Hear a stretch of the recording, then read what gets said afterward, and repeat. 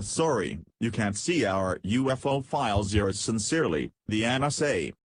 John Greenewald, a researcher in the field of government secrecy and UFOs, has been actively trying to obtain 90s extraterrestrial activity files from the NSA. When released to the public, the files showed clear evidence of forgery, and large parts were just whipped out with no further explanation. Not long ago, the agency told the researcher that not even one of the many hundred original pages about UFOs could be found. Greenewald asked for a MDR, a procedure that requires the NSA to review and redact declassified documents they have already reviewed and redacted before. This is already a common procedure, and the CIA used it to admit the existence of Area 51 and the many names it took over the years. The mandatory declassification review was honored in a single lawsuit requesting the agency to release documents from the year 1980.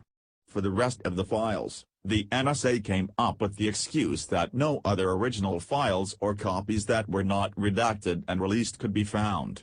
Well, of course not, because everything they released to the public is forged, redacted, reviewed, and so on.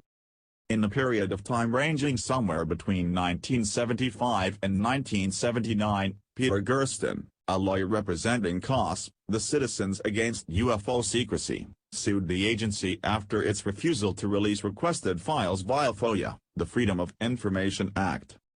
The agency was and is in possession of a vast number of such files, the reason being not its particular interest in such matters, but the amount of communication they monitor and record on a daily basis. Thousands of files concerning extraterrestrial activity and unexplained flying aircraft are said to be included in this vast amount of stockpiled information, but the agency insists all is classified. In 1980, the chief of the policy office for the agency, Eugene Yates, sent a document larger than 20 pages to Gerhard Jessel, the federal judge who was overseeing this particular case, explaining why the files in question must remain classified. This is known as the Yates Affidavit. But, surprise, surprise, this document was classified as well. The judge was not authorized to read the actual content of the files, but the letter itself convinced him. His words were, "The public interest in disclosure is far outweighed by the sensitive nature of the materials and the obvious effect on national security their release may well entail." Stanton Friedman, an extraterrestrial activity researcher, shows that the Yates Affidavit was almost entirely forged upon its first release, and it was more than 70% blocked out.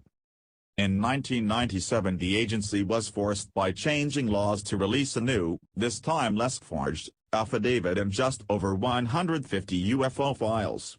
Friedman says this new document is only 20% blacked out, in fact whited out. He's also of the opinion that all UFO material has been brutally forged. Meanwhile, Greenewald says in essence, the originals were destroyed or lost when they blacked out the records many years ago, and now in 2014, they are missing and cannot be further reviewed for declassification and release. The history, whatever it may be, is lost forever.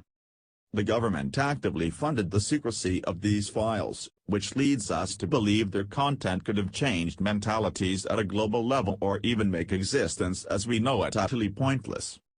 Have you finished your coffee yet?